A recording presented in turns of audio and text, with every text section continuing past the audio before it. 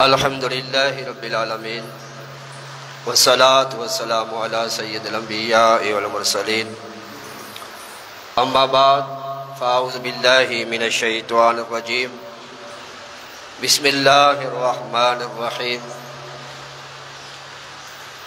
الا ان اولیاء اللہ لا خوف علیہم ولا هم يحزنون الذین آمنوا وکانوا یتقون آمنت باللہ صدق اللہ العظیم وبلغنا رسولہ النبی الکریم ونحن علی ذلک لمن الشاہدین والشاکرین والحمد للہ رب العالمین۔ قال اللہ تبارک و تعالی فی شان حبیبہ صلی اللہ تعالی علیہ وآلہ وسلم مخبرا وعامرا ان اللہ وملائکتہ یصلون علی النبی یا ایہا الذین آمنوا صلوا علیہ وسلموا تسلیما۔ درود پاک آواز بلند الصلاۃ والسلام علیک یا سیدی یا رسول اللہ وعلی آلک وصحابک یا حبیب اللہ الصلاۃ والسلام علیک یا سیدی یا نبی اللہ وعلى آلك وصحابك يا نور الله الصلاة والسلام عليك يا رحمة للعالمين وعلى آلك وصحابك يا خاتم النبيين۔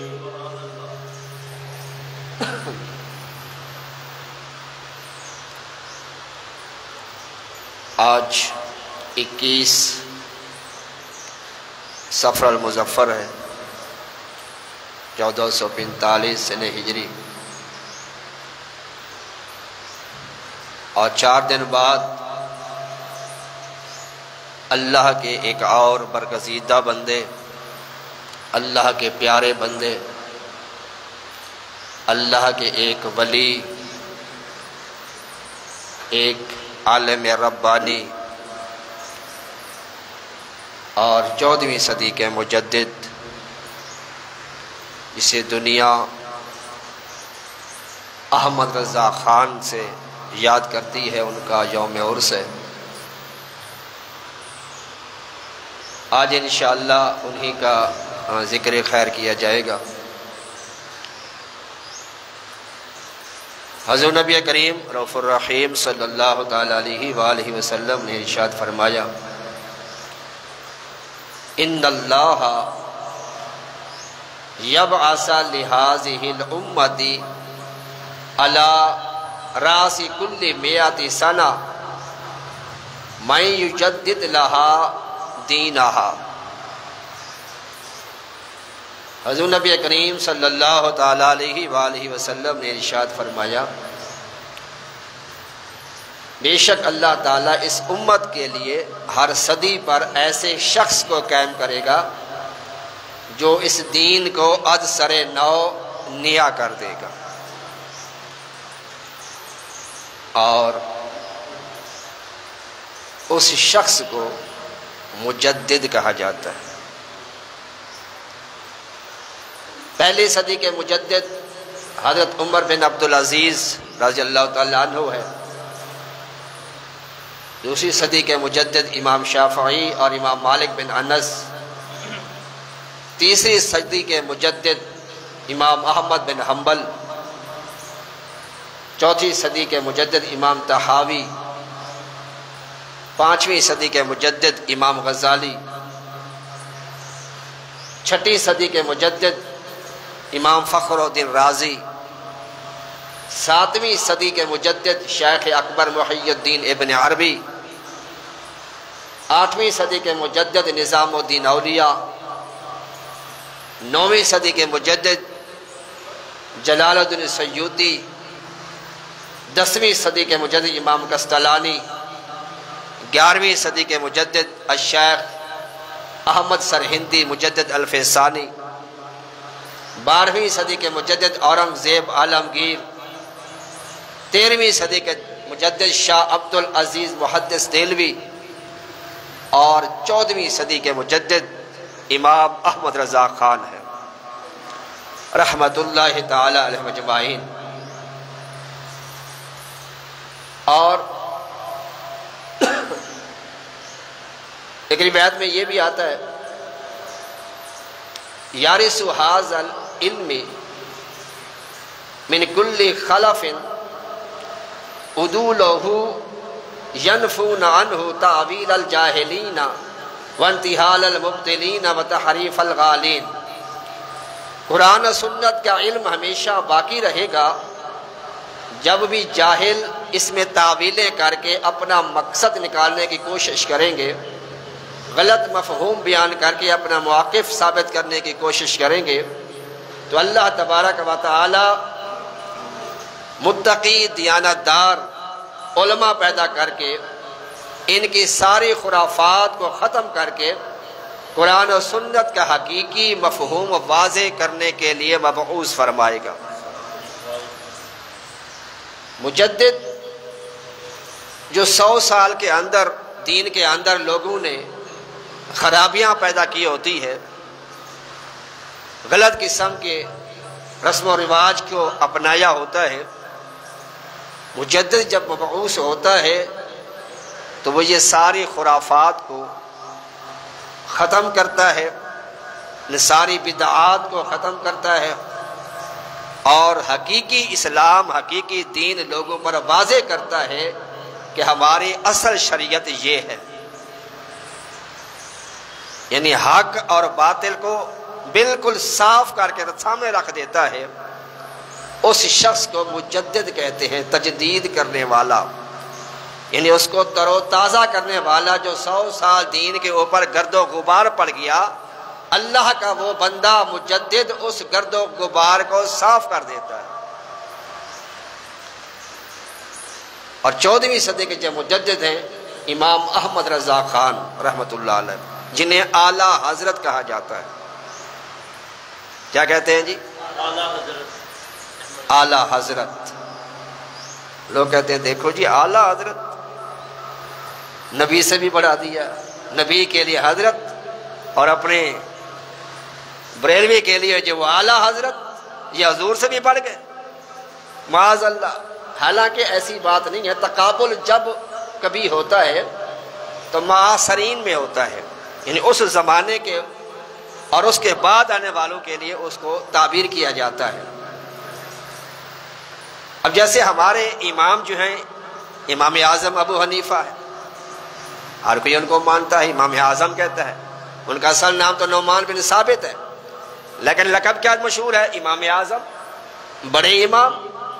اس سے کیا مطلب ہے کہ وہ حضور پاک سے بڑے امام ہو گئے ہیں؟ تو یہ اس وقت کے جو علماء موجود ہوتے ہیں یا ان کے بعد جو آنے والے ہوتے ہیں، اس کے حساب سے ان کو لقب عطا کیا جاتا ہے۔ تو امام اعظم کے زمانے میں ان سے بڑا کوئی امام نہیں تھا۔ تو اعلیٰ حضرت کے زمانے میں بھی ایسے ایسے علماء بڑے تھے، لیکن اعلیٰ حضرت سے بڑا کوئی امام نہیں تھا، بڑا کوئی عالم ربانی نہیں تھا۔ اور یہ لقب ایسا مشہور ہوا کہ احمد رضا کا نام نہ بھی لیں، صرف اعلیٰ حضرت کہہ لیں، فوراً لوگ سمجھ جاتے ہیں اس سے مراد احمد رضا ہے۔ تو ان کو اعلیٰ حضرت کہا جاتا ہے، جیسے فاروق اعظم ہے۔ اب کیا یہ حضور پاک سے بڑے فاروق ہو گئے ہیں؟ یہ اس وقت کے لحاظ سے، اس کے بعد آنے والوں کے لحاظ سے یہ سارے القابات جو وہ عطا کیے جاتے ہیں۔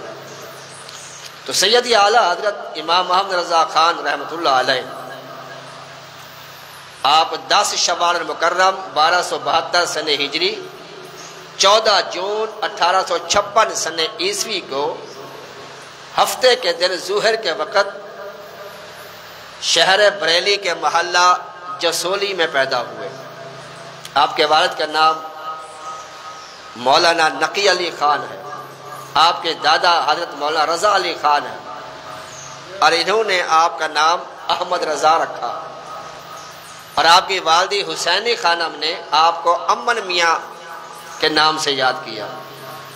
تاریخی نام آپ کا المختار ہے، اور آپ اپنے نام کے ساتھ عبد المصطفیٰ کا اضافہ کرتے تھے، اور آپ نے بلکہ ایک شعر میں بھی حدیث نعمت کے طور پر اس کو بیان فرمایا، خوف نہ رکھ رضا ذرا، خوف نہ رکھ رضا ذرا، تو ہے عبد مصطفیٰ، تیرے لیے امان ہے، تیرے لیے امان ہے۔ تو یہاں پر آپ نے اپنے آپ کو عبد مصطفیٰ کہا۔ عبد کی نسبت اگر اللہ کی طرف ہو تو اس کا مطلب ہوتا ہے اللہ کی عبادت کرنے والا، جیسے عبداللہ اللہ کی عبادت کرنے والا، عبد الرحمن رحمان کی عبادت کرنے والا۔ جب اسی عبد کا کسی مخلوق کی طرف نسبت کی جائے گی تو وہاں مراد ہوگا غلام، خادم، اور یہ قرآن سے بھی ثابت ہے، حدیثوں سے بھی ثابت ہے۔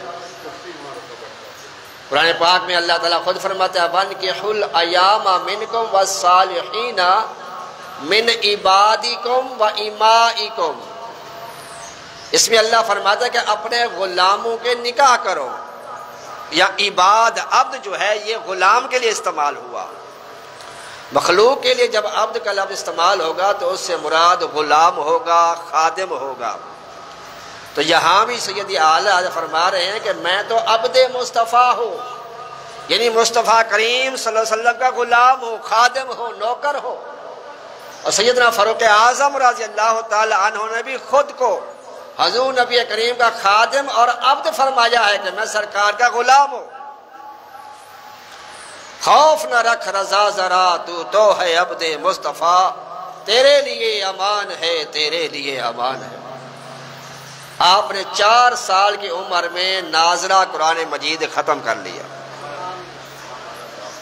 اور آپ خود فرماتے کہ ایک مرتبہ میں گھر کے باہر کھڑا ہوا تھا، میری عمر تقریباً 3.5 برس تھی، جب ہمارا بچہ صحیح طریقے سے بول بھی نہیں سکتا۔ آپ فرماتے ہیں 3.5 سال کی میری عمر تھی، میں گھر کے باہر کھڑا ہوا تھا اور میں نے ایک عربی شخص کو دیکھا، وہ میرے پاس آیا، مجھے سلام کیا، میں نے اس کو سلام کا جواب دیا، اس نے مجھ سے عربی میں کلام کیا، میں نے بھی اس کے ساتھ عربی میں کلام کیا۔ وہ کون تھے وہ اللہ بہتر جانتا ہے۔ اور سید اعلیٰ حضرت کو علم لدنی حاصل تھا، جو کتابوں سے حاصل نہیں ہوتا، اللہ کی خاص نظر کرم سے بندے کو حاصل، علم لدنی۔ سیدنا خضر علیہ السلام کو اللہ نے عطا فرمایا تھا۔ آپ کو 55 سے زیادہ علوم پر دسترس حاصل تھی، اور 1000 سے زیادہ آپ کی کتابیں منظر عام پر آ چکی ہیں۔ اور بچپن میں آپ کو شریعت کا بڑا لحاظ تھا۔ ایک مرتبہ آپ مدرسے میں بیٹھے ہوئے تھے، ایک بچہ آیا اور اس نے استاد صاحب کو سلام کیا، تو آگے سے جو استاد صاحب تھے انہوں نے کہا جیتے رہو بیٹا۔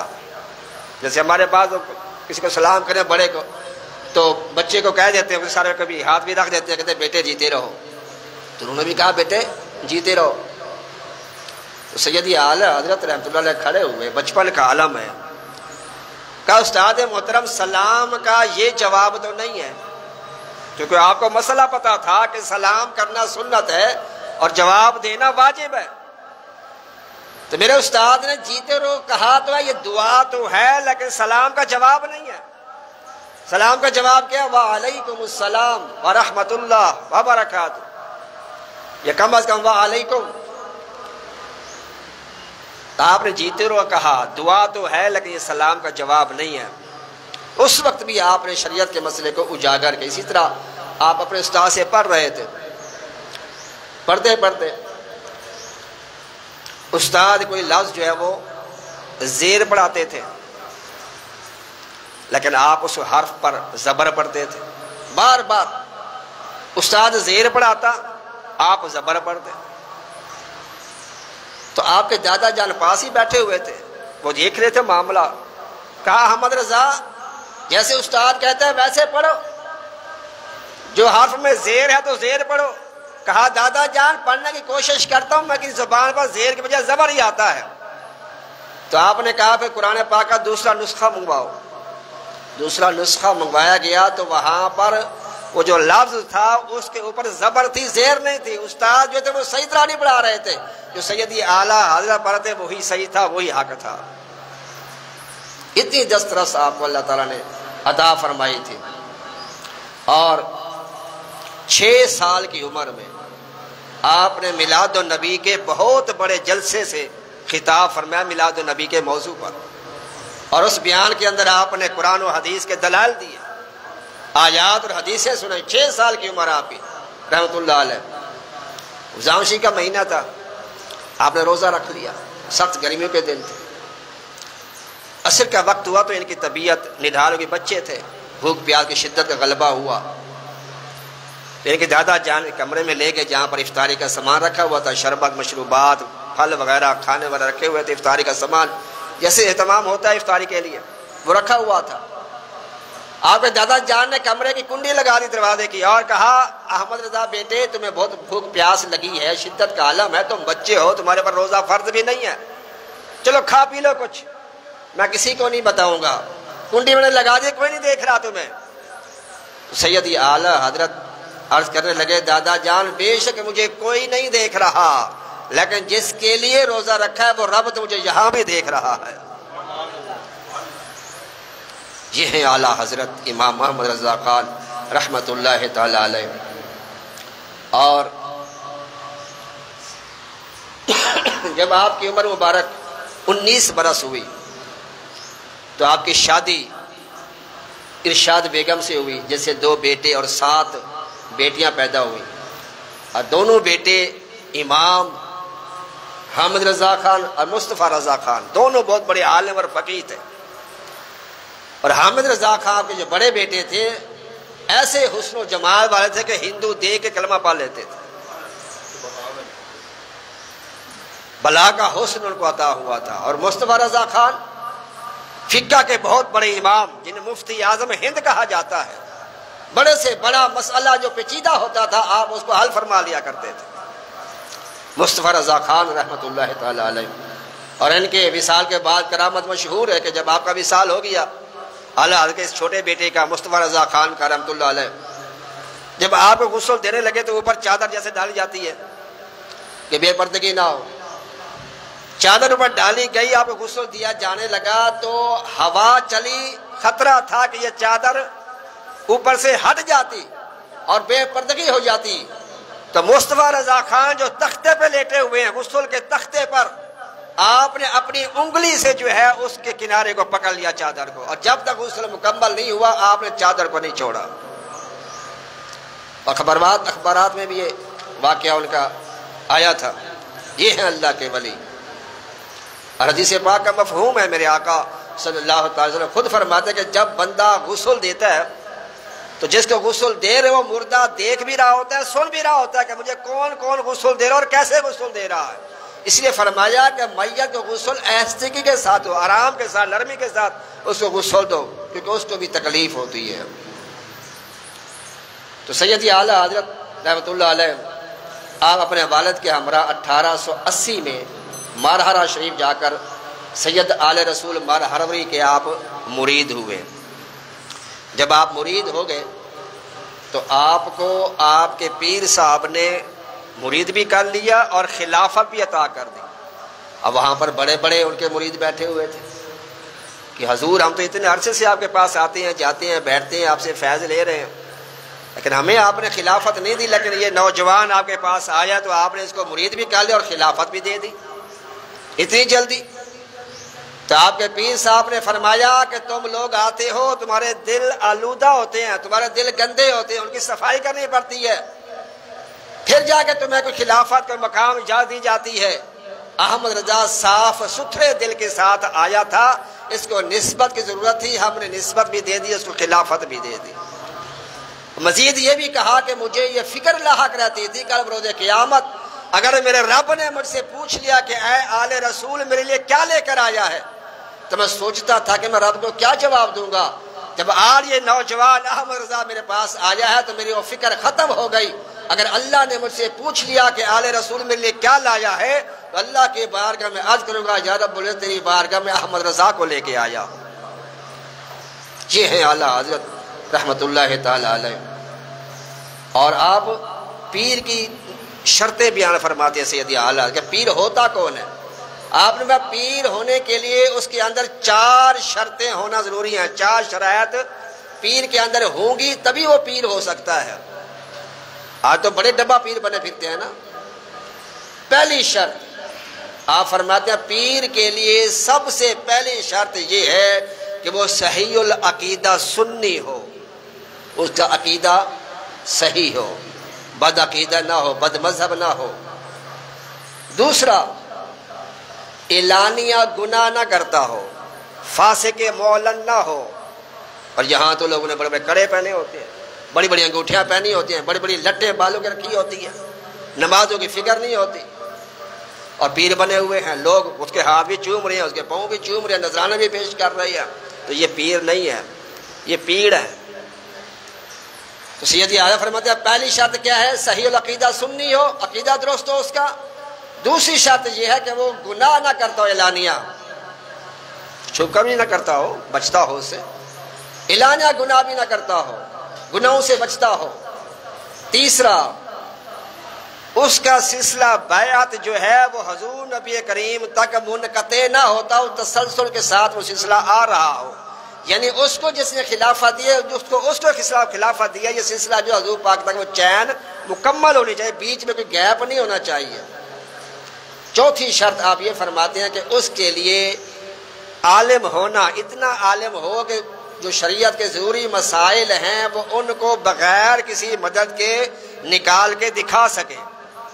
یعنی اتنا اس کے پاس علم ہونا چاہیے، یعنی عالم بھی ہونا چاہیے. یہ 4 شرطیں ہوں پھر جا کر بندہ پیر بن سکتا ہے. اگر آپ نے پیر کسی کو بنانا ہے یا کسی کو بنا لیا ہو تو اس کے اندر یہ 4 چیزیں لازمی دیکھیں. کیا اس کے عقیدہ درست ہے؟ یہ صحابہ کرام کو مانتا ہے، اہل بیت کو مانتا ہے، کسی صحابی کا انکار تو نہیں کرتا، سیدنا امیر معاویہ کے بارے میں بکواس تو نہیں کرتا، سیدنا ابو سفیان کے بارے میں بکواس تو نہیں کرتا، سیدہ ہندہ کے بارے میں بکواس تو نہیں کرتا. تو یہ اس کا عقیدہ درست ہو پھر اس کی بیعت کریں. عقیدے کے بعد دیکھیں کہ یہ گناہ تو نہیں کرتا، نمازوں کو چھوڑ دیتا ہو، بڑی بڑی انگوٹھیاں پہنی ہوئی ہیں، کڑے پہنی ہوئے، بڑی بڑی لٹیں رکھی ہوئی ہوں، بڑے بڑے بال رکھے ہوں، بڑے بڑے ناخن رکھے ہوں. شریعت پہ کاربند بھی ہے، شریعت پہ عمل بھی کرتا ہے کہ نہیں کرتا، یہ بھی دیکھیں اس کے اندر. تیسرا یہ دیکھیں کہ ہم کو اس سے دین کا مسئلہ پوچھے کہ یہ بتا بھی سکتا ہے کہ نہیں. نماز کا مسئلہ اور روزے کا مسئلہ جو عام مسائل ہوتے ہیں کم از کم اس کو اس کا علم ہونا چاہیے.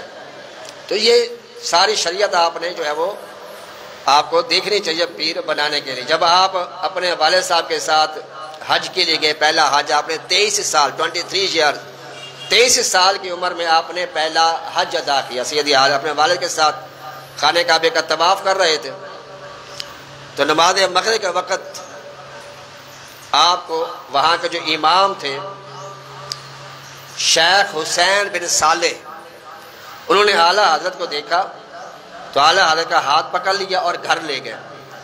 گھر لے جا کر ان کی خدمت کی، تواضع کی اور کہا انی لاجد نور اللہ من ھذا الجبین، کہ اللہ کی قسم میں اس پیشانی پر اللہ کے نور کو دیکھ رہا ہوں. سیدی اعلیٰ حضرت کے بارے میں 23 سال کی عمر، نوجوان، اور اس وقت کا امام جو تھا خانہ کعبے کا شیخ، وہ بیان کر رہا ہے کہ اس بچے کے نوجوان کے پیشانی میں اللہ کا میں نور دیکھ رہا ہوں. وہ نور کیا تھا؟ وہ علم لدنی تھا، علم تھا ان کا، اور سرکار کے ساتھ والیانہ محبت تھی سیدی اعلیٰ حضرت رحمۃ اللہ تعالیٰ علیہ کی. اور دوسری مرتبہ 1905 میں جب آپ کی عمر 51 برس ہوئی، 51 سال کی عمر میں آپ نے دوسری مرتبہ حرمین شریفین کی آپ کو حاضری ملی. تو وہاں پر وہاں کے جو منکرین تھے سرکار کے علم غیب کے، سرکار کی استمداد کے، سرکار کی استعانت کے، سماعت کے، حیات کے، انہوں نے اس وقت کا جو وہاں کا گورنر تھا اس کو کہا کہ یہ انڈیا کے اندر سے ایک شخص آیا احمد رضا نام کا، وہ ہندوستان کے اندر بر صغیر کے اندر مسلمانوں کو مشرک بنا رہا ہے، لوگوں کو شرک کی دعویٰ دیتا ہے، اور علم غیب کے بارے میں اور دوسرے انہوں نے اعتراضات کیے. تو اس وقت کے جو گورنر تھا اس نے اعلیٰ کو بلایا کہ آپ کے بارے میں یہ شکایات ہیں کہ آپ مشرک بناتے ہیں. ارے میں تو کسی کو مشرک نہیں بناتا. انہوں نے کہا یہ اعتراضات ہیں علم غیب کے اوپر، سوالات ان کے جوابات دیں. تو سیدی اعلیٰ حضرت کو شدید بخار تھا، تو گورنر نے وہ 5 سوالات تھے وہ لکھ دیے کہ ان سوالات کے علم غیب کے حوالے سے کہ مجھے اس کے جواب چاہیے صبح تک. تو اعلیٰ نے فرمایا ٹھیک ہے صبح تک مل جائیں گے جواب. تو صبح ہوئی تو آپ نے 1-2 پیپر نہیں، پوری علم غیب کے اوپر جو ہے وہ کتاب لے کر گورنر کو پیش کر دی، اور 8 گھنٹے میں وہ تحریر کیا آپ نے. قرآن اور حدیث سے آپ نے ثابت کیا کہ اللہ تعالیٰ نے اپنے محبوب کو علم غیب عطا فرمایا ہے.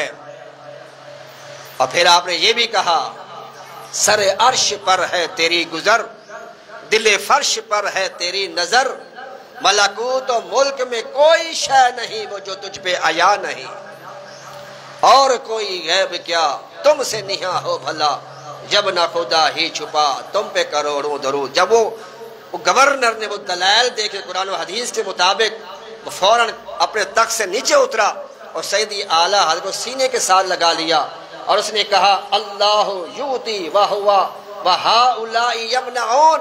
او بدبختو تم انکار کرتے ہو اس شخص کا، اللہ تعالیٰ نے اس کو ایسا علم عطا فرمایا ہے اور تم اس کا انکار کرتے ہو.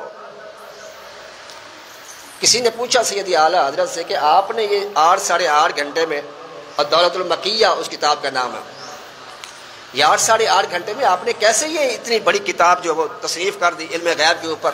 نہ لائبریری، نہ کوئی کتابیں، نہ کوئی حوالے، نہ کوئی مددگار. آپ نے فرمایا کہ جب اس نے مجھے 5 سوال لکھ کر دے دیے تو میں خانہ کعبہ کے سامنے بیٹھ گیا، مقام ابراہیم اور ملتزم کے سامنے بیچ میں، اور سرکار کی بارگاہ میں عرض کیا یا رسول اللہ آپ کے علم پر تان درازی ہو رہی ہے، آپ کے علم پر اعتراض ہو رہا ہے، مہربانی فرمائے کرم فرمائے. کہتے ہیں مجھے الہام ہوتا گیا، جو مجھے الہام ہوتا گیا وہی میں لکھتا گیا. یہ ہے سیدی اعلیٰ حضرت. بخار بھی ہے، اور بخار کی حالت میں بارش بھی ہو رہی ہے حرم کے اندر، اور آپ طواف کر رہے ہیں. لوگوں کا حضور بارش ہو رہی ہے آپ ذرا آرام کر لیں، طبیعت بھی آپ کی ناساز ہے. انہوں نے کہا مجھے حدیث پاک پہنچی ہے، حضور نبی کریم صلی اللہ علیہ وسلم ارشاد فرمایا کہ جو بارش میں طواف کرتا ہے وہ ایسے ہے جیسے دریائے رحمت میں غوطے لگا رہا ہوتا ہے. تو لوگوں نے کہا کہ یہ حدیث تو ضعیف ہے، یہ حدیث ضعیف ہے. تو آپ نے فرمایا ہو سکتا ہے حدیث ضعیف ہو، لیکن جس کی بات ہے وہ تو پکا ہے، مجھے یقین بھی پختہ ہے، اتنا اعتقاد ہے آپ کا. اور خانہ کعبے کا طواف کرتے کرتے کرتے کرتے آپ کی نظر میزاب رحمت پر پڑی، جو پرنالا ہے نا خانہ کعبے کا، اس پہ آپ کی نظر پڑی. پھر آپ نے پیارا کلام لکھا حاجیو آؤ شہنشاہ کا روضہ دیکھو، کعبہ تو دیکھ چکے کعبے کا کعبہ دیکھو. مکتے میں آپ نے جب میزاب رحمت کو دیکھا نا، پرنالے کو، پرنالا جیسے حاضر آگے نکلا ہوتا ہے چھت سے، بارش کا پانی نیچے گرتا ہے، اسے میزاب رحمت کہتے ہیں خانہ کعبے کے اوپر جو پرنالا ہے. تو سیدی اعلیٰ حضرت نے جب اس کو دیکھا تو آپ نے اس کو دیکھ کر یہ کہا، کیا کہا؟ غور سے سن تو رضا کعبے سے آتی ہے صدا، غور سے سن تو رضا کعبے سے آتی ہے صدا، میری آنکھوں سے میرے پیارے کا روضہ دیکھو. یعنی جب بندہ کسی جگہ سفر کرتا ہے نا تو ایرو کے نشان ڈلے ہوتے ہیں کہ یہ سمت اس طرف جا رہی ہے، ادھر ہے یا ادھر ہوٹل ہے یا ادھر اس طرف، وہ سمتوں کے ایک ڈائریکشن دی ہوتی ہے، تیر کا نشان بنا ہوتا ہے. تو سیدی اعلیٰ فرماتے ہیں یہ خانہ کعبے کے اوپر جو میزاب رحمت کا جو پرنالا جو ہے یہ ادھر اشارہ کر رہا ہے، ادھر ہی مدینہ روڈ ہے، اسی طرح مدینہ شریف ہے. سیدی اعلیٰ فرماتا ہے خانہ کعبے کے اوپر جو پرنالا ہے تو خانہ کعبہ یہ ہاتھ بڑھا کر بتا رہا ہے ارے میرا طواف تو کر لیا ہے، میری برکتیں تو حاصل کر لی ہیں، اب ادھر چلے جاؤ یا مصطفیٰ کا روضہ انور ہے. غور سے سن تو رضا کعبے سے آتی ہے صدا، میری آنکھوں سے میرے پیارے کا روضہ دیکھو. اور مہر مادر کا مزہ دیتی ہے آغوش حتیم. مہر مادر یعنی ماں کی جو آغوش ہے، ماں کی جو گود ہے. خانہ کعبے کے پاس ایک ہاف سرکل ہے جس کو حتیم کہتے ہیں، یہ بھی خانہ کعبے کا ہی حصہ ہے. حضور نبی کریم صلی اللہ تعالی وسلم فرماتے ہیں کہ جس نے حتیم کے اندر نماز پڑھی اس نے خانہ کعبے کے اندر ہی نماز پڑھی. وہ خانہ کعبے کا حصہ ہے حتیم جو ہے، یہ ہاف سرکل جو باؤنڈری تھوڑی سی بنی ہوئی ہے، اسے حتیم کہتے ہیں. تو سیدی حضرت کی نظر جب حتیم پہ پڑی سبحان اللہ، تو آپ نے کہا مہر مادر کا مزہ دیتی ہے آغوش حتیم. مہر مادر ماں کی آغوش، ماں کی شفقت، ماں کا پیار. جب بچہ دور ہوتا ہے، جب بچہ ماں کے قریب آتا ہے، ماں ایسے بازو پھیلا لیتی ہے کہ آ جا بچہ سینے کے ساتھ لگ جا. تو حتیم بھی ایسے بنا ہوا ہاف سرکل. تو کہتے ہیں کہ جس طرح ماں اپنے بچے کو اپنی گود میں لینے کے لیے بازو پھیلا لیتی ہے، اسی طرح حتیم نے بھی اپنے بازو پھیلائے میں آئے گناہگاروں میرے پاس آ جاؤ، میرے پاس آ جاؤ، میرے ساتھ چمٹ جاؤ. مہر مادر کا مزہ دیتی ہے آغوش حتیم، جن پہ ماں باپ فدا یا کرم ان کا دیکھو. ارے یہ تو حتیم یہ بتا رہی ہے کہ ماں کا مزہ، ماں کی محبت، ماں کی جو شفقت ہے میرے پاس ہے. اب اس کے پاس جاؤ جن کے بارے میں صحابہ کرام کہتے تھے فدا کا امی و ابی یا رسول اللہ، ہمارے ماں باپ آپ پہ قربان یا رسول اللہ. اب اس محبوب کی بارگاہ میں چلے جاؤ جن پہ ماں باپ فدا یا کرم ان کا دیکھو. حاجیو آؤ شہنشاہ کا روضہ دیکھو، کعبہ تو دیکھ چکے کعبے کا کعبہ دیکھو. اور غور سے سن تو رضا کعبے سے آتی ہے صدا، میری آنکھوں سے میرے پیارے کا روضہ دیکھو. سیدی اعلیٰ حضرت حدیث نعمت کو فرمایا کرتے تھے، فرماتے ہیں اگر تم میرے دل کو چیر کر دیکھو تو ایک پر لکھا ہوگا لا الہ الا اللہ اور دوسرے پہ لکھا ہوگا محمد الرسول اللہ صلی اللہ علیہ وسلم. یہ ہے سیدی اعلیٰ حضرت امام احمد رضا خان رحمۃ اللہ تعالیٰ علیہ. اور جب آپ کا بھی سال قریب آیا تو آپ نے اپنی وصیتیں لکھوائیں جو وصایا شریف کے نام سے مشہور ہیں. آپ نے فرمایا میری قبر اتنی گہری کھودنا کہ میں کھڑا ہو سکوں. تو مریدین نے عرض کیا حضور ایسی گہری قبر تو نہیں کھودی جاتی، چند فٹ کے فاصلے میں کھودی جاتی ہے. اور آپ فرماتے 5-6 فٹ گہری میں قبر کھودنا، 6-7 فٹ. فرمایا ہاں اس لیے گہری کھودنا میری قبر میں جب سرکار تو عالم تشریف لائیں تو کھڑے ہو کر سرکار کے بارے میں صلاۃ و سلام عرض کر سکو. والہانہ سرکار سے محبت کرنے والے والہانہ. آپ کی محفل میلاد میں جب لنگر تقسیم ہوتا، شیرینی وغیرہ مٹھائی وغیرہ تقسیم ہوتی، جو سادات ہوتے، جو آل رسول ہوتے، آپ اس کو دگنا حصہ عطا فرماتے تھے، ڈبل دیا کرتے تھے کہ یہ سرکار کی اولاد ہے، سرکار کی آل ہے. اور سیدی اعلیٰ حضرت رحمۃ اللہ علیہ آپ کے پاس ایک دماغی توازن خراب تھا، عورت آئی، بڑا علاج کرایا اس کے گھر والوں نے، لیکن وہ ٹھیک نہ ہوئی تو وہ اس خاتون کو سیدی اعلیٰ کے پاس دم کرانے کے لیے لے آئے. تو سیدی اعلیٰ حضرت رحمۃ اللہ علیہ نے جب ان کو دیکھا تو کہا، دماغی توازن اس کا اپسٹ تھا. اس نے کہا یہ مولوی میرا علاج کرے گا؟ تو سیدی اعلیٰ حضرت کہنے لگے الحمدللہ انشاءاللہ اللہ کرم کرے گا. اس نے اچھا ایسی بات ہے تو مجھے مولا علی کا دیدار کرا دو، مجھے مولا علی کا دیدار کرا دو. جب اس نے یہ کہا، اور اس نے پہلے مولا علی کا دیدار وہ کر چکی تھی، وہ خاتون جو تھی دماغی طور بگڑنے سے پہلے وہ مولا علی کا دیدار وہ خواب میں کر چکی تھی. اس نے ڈیمانڈ کر دیا اعلیٰ حضرت سے. تو سیدی اعلیٰ حضرت چادر لی، اکثر آپ براؤن چادر لیا کرتے تھے، چادر آپ نے اپنے اوپر ڈالی، چادر ہٹائی. وہ خاتون بلند آواز سے کہنے گی الحمدللہ میں نے مولا علی کی زیارت کر لی ہے. سیدی اعلیٰ حضرت سبحان اللہ. اسے شیر محمد شرک پوری رحمۃ اللہ علیہ بڑے مشہور ولی ہیں. ان کو خواب میں غوث اعظم کا دیدار ہوا. انہوں نے غوث اعظم سے پوچھا یا غوث اعظم رضی اللہ تعالیٰ عنہ اس وقت آپ کا نائب کون ہے؟ تو غوث پاک فرمایا اس وقت میرا نائب ہند کے اندر بریلی کا احمد رضا ہے. شیر محمد شرک پوری رحمۃ اللہ فرماتے مجھے شوق ہوا جو غوث اعظم کا نائب ہے میں جاؤں زیارت کروں ان کی. یہ بھی اسی زمانے کے شیر محمد شرک پوری رحمۃ اللہ علیہ اعلیٰ کے زمانے کے. تو یہ سفر کر کے بریلی شریف پہنچے انڈیا. تو اس وقت اعلیٰ حضرت مصروف تھے، مریدین کا ہی بیٹھے ہوئے تھے. انہوں نے سلام کیا لیکن اعلیٰ حضرت نے جواب نہیں دیا، تھوڑی دیر کے بعد جواب دیا. حالانکہ مسئلہ یہ ہے کہ جب سلام کیا جائے تو فوراً جواب دینا چاہیے اور اتنی آواز سے جواب دینا چاہیے کہ دوسرا جسے سلام کیا وہ سن لے، اگر کوئی مجبوری نہ ہو. ساتھ کوئی موٹر سائیکل سے گزرے آپ کو سلام کیا تو وہ تو آگے نکل جائے گا، تب کہاں اس کے پیچھے آپ بھاگتے پھریں گے، لیکن آپ کو بلند آواز سے جواب دینا چاہیے. تو یہ مسئلہ ہے شریعت کا کہ جب سلام کیا جائے، سلام کرنا سنت ہے اور جواب دینا کیا ہے؟ واجب ہے. لیکن یہ سنت ایسی سنت ہے جس کا ثواب واجب سے زیادہ ثواب ہے۔ میرے آقا فرماتے ہیں کہ جو سلام میں پہل کرتا ہے، جب سلام کرتے ہیں تو 100 رحمتیں نازل ہوتی ہیں، 90 رحمتیں اس کو ملتی ہیں جو سلام میں پہل کرتا ہے، اور 10 رحمتیں اس کو ملتی ہیں جو جواب عطا کرتا ہے۔ حالانکہ وہ واجب ہے، لیکن واجب کا ثواب اس سنت سے کم ہے۔ تو سلام کرنا سنت ہے، جواب دینا کیا ہے؟ واجب ہے۔ اور ہمارے تو یہاں پر ایک رسم سی بن گئی نا، ہم ہاتھ ملاتے لیکن زبان پہ السلام علیکم الفاظ نہیں آتے۔ کبھی غور کرنا، آپ ہاتھ ملا لیں گے لیکن منہ پہ زبان پہ الفاظ نہیں آتے، آنے چاہیے۔ السلام علیکم کہنا چاہیے اور دوسرے کو اس کا جواب بھی دینا چاہیے۔ میرا تو تجربہ ہوتا رہتا ہے نمازوں کے بعد خاص طور پر، تو جب ہاتھ ملانا ہے تو اس کے ساتھ بولنا بھی ہے، السلام علیکم بھی کہنا چاہیے، تبھی وہ ثواب حاصل ہوگا۔ میرے آقا فرماتا جب تو مسلمان آپس میں ملتے ہیں اور مصافحہ کرتے ہیں، مصافحے کے دوران وہ درود پاک پڑھتے ہیں، اللہ تبارک و تعالیٰ ان کے ہاتھوں کے جدا ہونے سے پہلے بخشش فرما دیتا ہے۔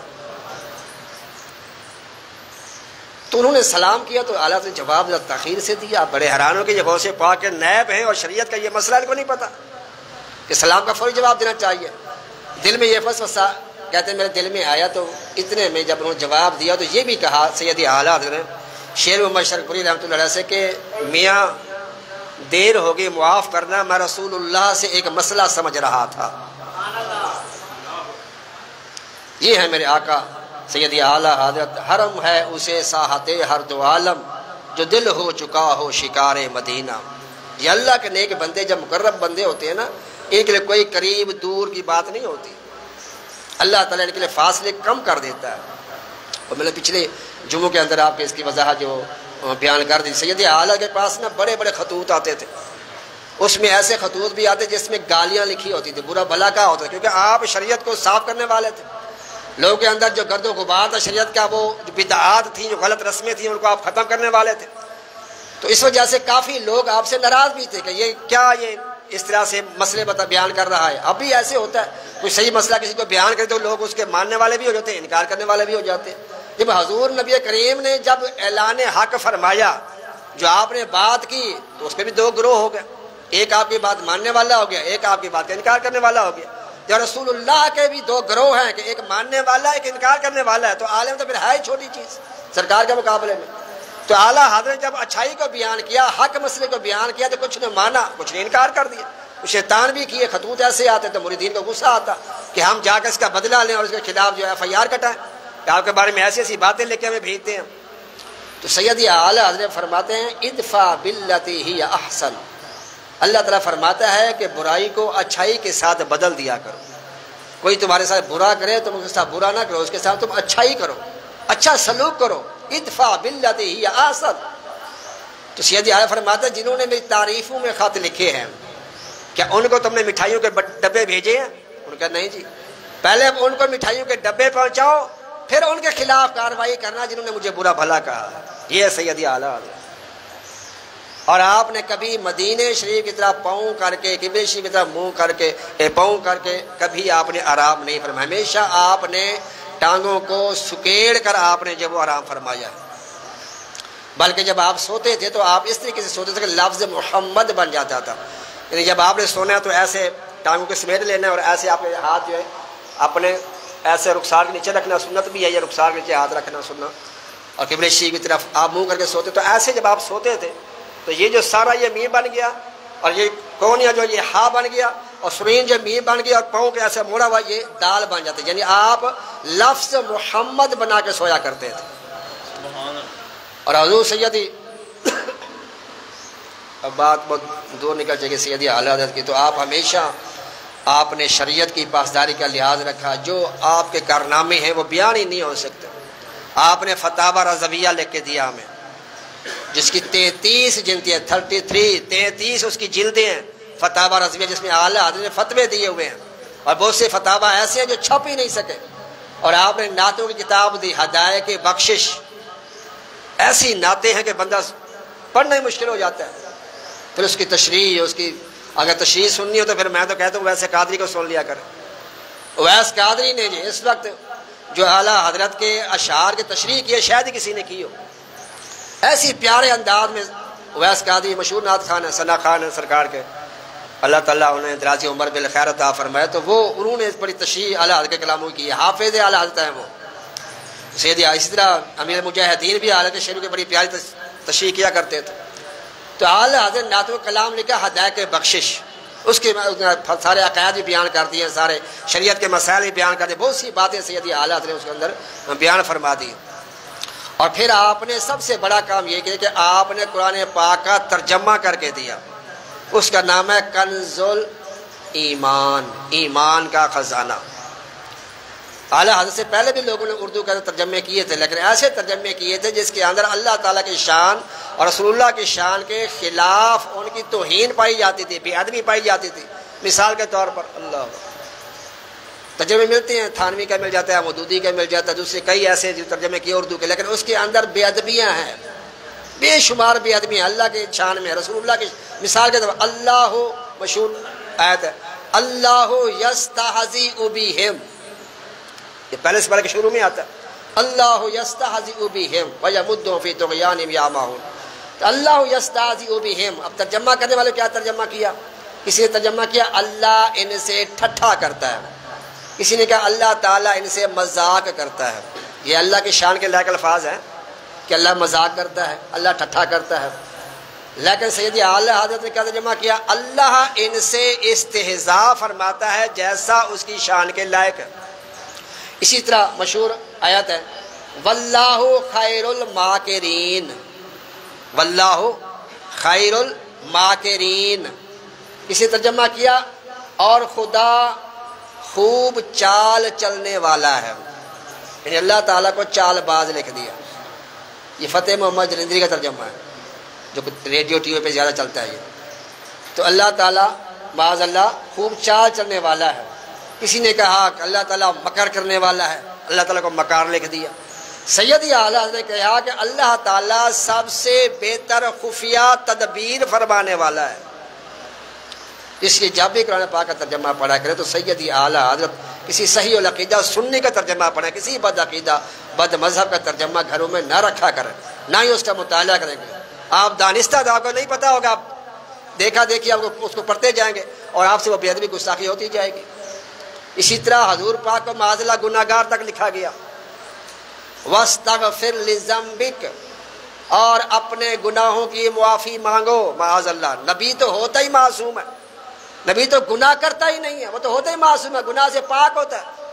تم نے ترجمہ کر دیا کہ تم گناہوں سے معافی مانگو معاذ اللہ، وَاسْتَغْفِرْ لِذَنبِكَ۔ اعلیٰ حضرت ترجمہ کیا، اس کا مطلب یہ ہے کہ اللہ فرماتا ہے محبوب اپنے غلاموں کے لیے بخشش کی دعا مانگو، ان کی مغفرت کی دعا مانگو، وَاسْتَغْفِرْ لِذَنبِكَ۔ انہوں نے سیدھا سرکار پہ لگا وَوَجَدَكَ ضَالًّا فَهَدَىٰ، معاذ اللہ لکھا گیا کہ ہم نے آپ کو بھٹکتا ہوا پایا، ہم نے بھولا ہوا پایا، ہم نے آپ کو گمراہ پایا تو راہ دی معاذ اللہ۔ یہ حضور پاک کے بارے میں الفاظ لکھے جا رہے ہیں والدحا کے ترجمے کے اندر کہ معاذ اللہ حضور پاک گمراہ تھے، معاذ اللہ حضور پاک راہ بھولے ہوئے تھے، معاذ اللہ شریعت سے ناواقف تھے۔ اس سے کے ترجمے قرآن کے اندر انہوں نے لکھے ہیں۔ سیدی اعلیٰ فرمایا وَوَجَدَكَ ضَالًّا فَهَدَىٰ، اس کا ترجمہ یہ ہے کہ اللہ فرماتا ہے کہ محبوب ہم نے تمہیں اپنی محبت میں خود رفتہ دیکھا تو ہم نے تمہیں راہ دکھائی، کہ تمہیں اپنی طرف آتے ہوئے دیکھا، ہماری طرف لو لگاتے ہوئے دیکھا، تمہیں اس میں اندر اور اضافہ کر دیا ہم نے۔ یہ ہے تجربہ محبت والا سیدی اعلیٰ حضرت کا۔ تو سیدی اعلیٰ کی بڑی شان ہے، بڑا ان کا مقام ہے۔ یہ منگل کو غالباً جو ہے وہ سیدی اعلیٰ کا عرس مبارک ہے، 25 صفر مظفر کو 1340 جمعے کا دن تھا، جمعے کی اذان ہو رہی تھی اور ادھر آپ نے جو ہے وہ ان کے روح جو ہے وہ سے پرواز کر گئی، انا للہ و انا الیہ راجعون۔ تو 25 صفر المظفر کو منگل کا دن آ رہا ہے، کوشش کریں ان کے عرس کے حوالے سے کوئی اہتمام کریں۔ اللہ تبارک و تعالی مجھے اور آپ کو ان باتوں پر عمل کرنے کی توفیق عطا فرمائے۔ وما علیہ الا البلاغ۔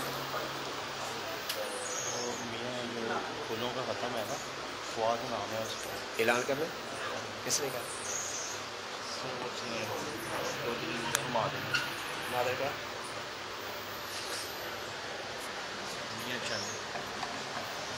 فواد نام ہے۔